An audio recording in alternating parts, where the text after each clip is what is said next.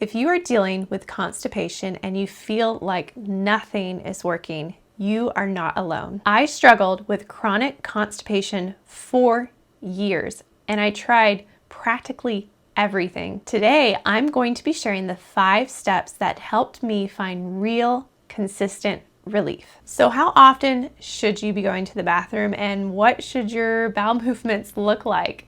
This is called the Bristol stool chart. This is a great chart to reference if you are uncertain as to whether or not you're having normal bowel movements. Ideally, you want to be having a fully formed bowel movement at least 1 time a day at a minimum, and it's going to sink to the bottom of the toilet. You don't want any floaters in there. And you want to hit around number 3 or 4. If you're creeping closer to 2 or 1, you're definitely constipated. If you're creeping closer to 5, 6, or 7, that could indicate lack of fiber, inflammation, or diarrhea. If your bowel movements are floating, this can indicate that you are actually not absorbing fat properly, which can be connected to low stomach acid, poor gallbladder function, or just overall poor digestive capacity. So you're not producing enough digestive enzymes, your stomach acid might be low, your gallbladder might not be releasing enough bile, all of these things that help to break down, emulsify, digest, and absorb fat. And if it's making its way all the way through your digestive tract and then you're having a bowel movement and it's floating, that can indicate that your body needs additional support breaking down and absorbing fat. Number 1, give yourself time in the morning to go to the bathroom. This might sound super simple and basic, but often we spend our mornings hopping out of bed, rushing through breakfast, rushing to get to work, get the kids to school, maybe both. And often we're not giving our bodies the chance to be in a restful state, a digestive state, so that we can properly eliminate in the morning. Your body, including your digestive system, operate off of a circadian rhythm. So there is an ideal time that your body prefers to eliminate. Usually it's sometime in the morning before lunchtime. But if you're spending that time rushing, you're not taking the time to sit down, eat a proper meal, chew your food really well, rest and reset before you get on with your day, often you're going to miss that ideal window that your body prefers to eliminate in the morning because you are rushing, you're really hurried, and you're stressed. So if you tend to rush through your mornings, eat a proper meal, and then give yourself time to go to the bathroom. Number 2 is making sure you're properly hydrated. Often when you're struggling with constipation, it can be due to the fact that you are dehydrated. So you want to make sure that you're drinking enough good quality filtered water or spring water, but you don't want to overdo the water, so you don't need to be drinking gallons and gallons of water. Sometimes you need to hydrate with maybe a good quality electrolyte powder like this one that I really like, or you need to try and increase fruits and vegetables, broths and soups and teas, foods that come packaged with water, minerals, vitamins, and fiber. Number 3 is exercise. Your body and your digestive system were designed to move. Movement can help to massage and stimulate the digestive tract, which can encourage regular elimination. A lot of us in today's world, we're sitting, we're at the computer, we're at a desk, we're sedentary, we're watching TV, we're on the couch. We're just not standing and moving as much as we used to. So if you're struggling with constipation, I do recommend getting up, moving. You can set a timer on your phone if you're working from home or if you're at a desk job. See if you can get up every 15 to 30 minutes and just move your body and stretch. Go for daily walks. Make walking, especially after meals, a non-negotiable. Make sure you're stretching, you're doing regular exercise. Go for a run, maybe do a yoga routine. You can even look up free yoga routines here on YouTube that are specific for constipation. So moving your body, massaging that area, getting stretching movements that open up your body can be really supportive. Another thing you want to consider when you are going to the bathroom and you're sitting on the throne is the position of your body. So there is a gadget called the Squatty Potty. It elevates your feet and your legs and puts your body in a position that is more ideal for proper elimination. For some individuals, posture, pelvic floor position, all of that can actually be impacting and hindering the body's ability to properly eliminate. And sometimes it's as simple as shifting the position you're in. So definitely consider giving the Squatty Potty a try, especially if you feel like you're not actually constipated, but for some reason you're having a hard time eliminating. Also, important to note, there can be such a thing as sitting on the toilet too long. If you find yourself straining sitting on the toilet for more than 15 to 20 minutes and nothing is happening, that can be a sign that your body is just not ready. And the more you force it, the more you strain, the more you try to make elimination happen, this can actually contribute to hemorrhoids and other unpleasant symptoms. So give yourself, about 15 minutes or so, and if nothing's happening, get up, go on with your day, give your body a break, and see if you can reset it by trying some of the other things I'm talking about. Number 4 is supporting healthy daily elimination through diet. You want to make sure that you consume a diet that's balanced, that you have protein and good quality fats, good sources of natural whole carbohydrates, and you're also consuming foods that help to cleanse your gut, scrub your intestines. Fiber, especially insoluble fiber that does not fully break down, is almost like a toothbrush for your gut. It's going to scrub, clean, and help to encourage proper elimination and detoxification. So while you do want to consume a diet that's balanced, colorful, and diverse to encourage a healthy microbiome, you also want to consider that you might be sensitive to certain food groups, especially if you are experiencing symptoms like bloating, stomach pain, constipation, or maybe you fluctuate to diarrhea a lot. This can indicate that your microbiome is out of balance or compromised. So certain foods, especially foods like conventionally processed dairy, conventionally processed gluten and wheat, can actually exacerbate constipation and make things worse. So it can be worth cutting out those foods temporarily while you're restoring your microbiome. Some of these foods that encourage healthy daily elimination are things like the raw carrot salad.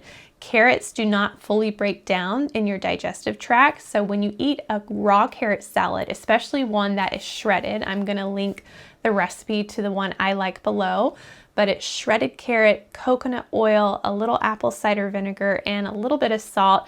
This is such a great salad to eat on a regular basis. You can eat it even daily, just a little carrot salad every day, and between meals, you're gonna have that insoluble fiber that does not fully break down. It's gonna scrub your gut.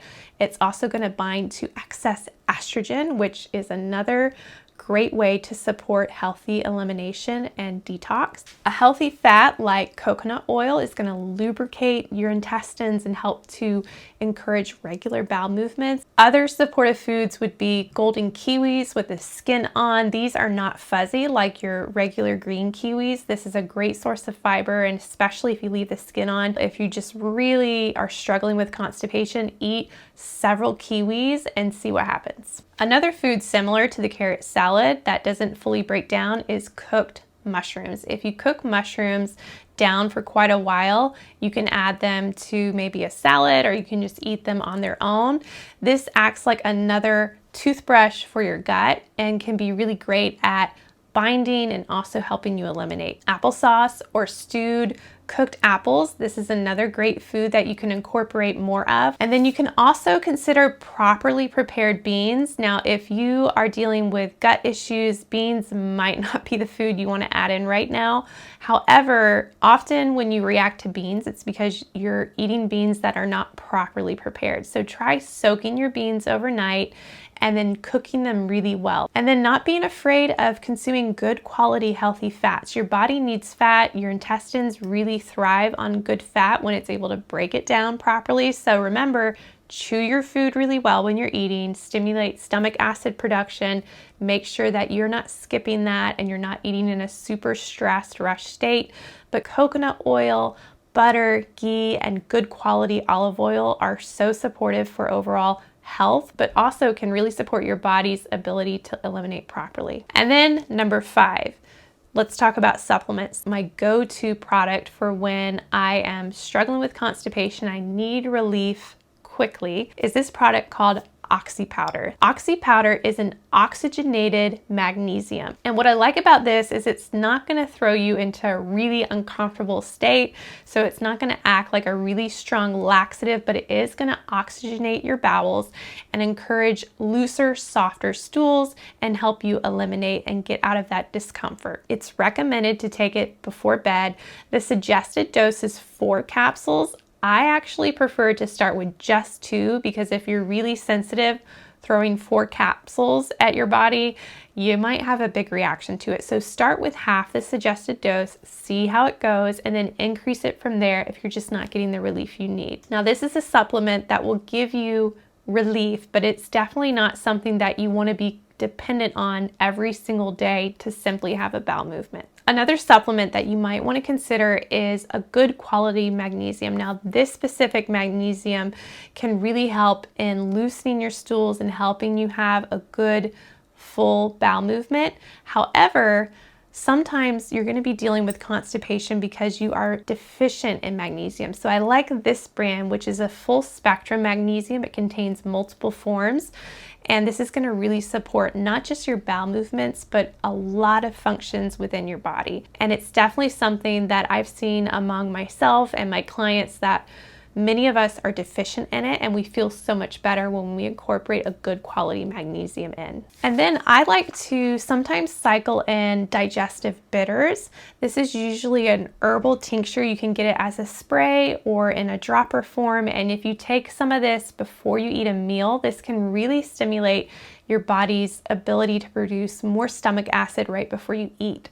So sometimes when you're dealing with indigestion, constipation, it can be because you just don't have enough stomach acid to break down your food properly. And so I love incorporating digestive bitters. I'll link some of my favorite brands below. But if you don't have digestive bitters on hand, you can even eat like an herbal salad or an arugula salad that can stimulate the stomach acid production as well, or maybe even a little lemon water or ginger tea. And then a final supplement that you might want to consider is digestive enzymes. So if you're somebody who is dealing with the floating stool, like your bowel movements are not sinking to the bottom, you have a lot of pain, bloating right after you eat, you feel like everything's sitting really heavy, you're just uncomfortable, this can be a sign that you have low digestive enzymes. So I like this full spectrum digestive enzyme. It's going to help you break down fat, protein, carbohydrates, vegetables, beans, dairy, etc. It can be a great product to cycle in. You want to take some with every meal, and then as you're supporting balancing your microbiome and adding in the other things I've suggested, use digestive enzymes to support proper digestion, proper breakdown of food, proper absorption of nutrients, while you are also encouraging a balanced microbiome. Now, if you have tried all of these things and you still cannot seem to get regular, and it's like no matter what you do, at the end of the day, you end up having to take a laxative or do something pretty extreme just to get relief, this is where functional lab testing, specifically gut testing, like the GI map stool test, can be so beneficial, because what this test is going to give you insight into is your microbiome, so your good bacteria, versus do you have any overgrowth? Do you have parasites? Are you absorbing your fat properly? Do you have inflammation? Are you reacting to gluten proteins? Do you have a sensitivity somewhere? How's the immune response in your gut? This test can really give you such good information and help you connect the dots as to why you're dealing with something so chronic like constipation. Also, you can have an imbalance of your good bacteria. So there are specific bacterial strains that if you have not enough of them or too much, they're overgrown, they're out of balance, this can exacerbate constipation. So it's definitely worth looking into. And I would go that route before I started taking a bunch of random probiotics, because sometimes you can actually overdo the probiotics. If you're taking too much of something you already have an overgrowth of, it's like adding gasoline to a fire. Another thing you might want to consider, especially if you're a woman dealing with chronic constipation and all the recommendations I've listed are just not cutting it, you will want to consider hormone health and thyroid health. If you are dealing with constipation around certain times of the month, it gets worse and then it gets better, or you're just really irregular in your bowel movements and the quality of your bowel movements, this can indicate that there is a hormonal imbalance contributing to your constipation. So I would recommend like a functional lab test like the Dutch Hormone Complete. This is a urine test that looks at how your body metabolizes hormones. You also might want to consider thyroid. If you have a low functioning thyroid, like hypothyroidism, this can actually slow down your gut motility and slow down the digestive process, which causes more digestive symptoms, more stagnation, more discomfort, and constipation. Okay, that's it. Those are my 5 steps for finding relief when it comes to constipation and having more consistent, regular bowel movements. If you like this video, please subscribe to my channel, give this video a thumbs up, and comment below what you are interested in learning about next. And I'll see you in the next one.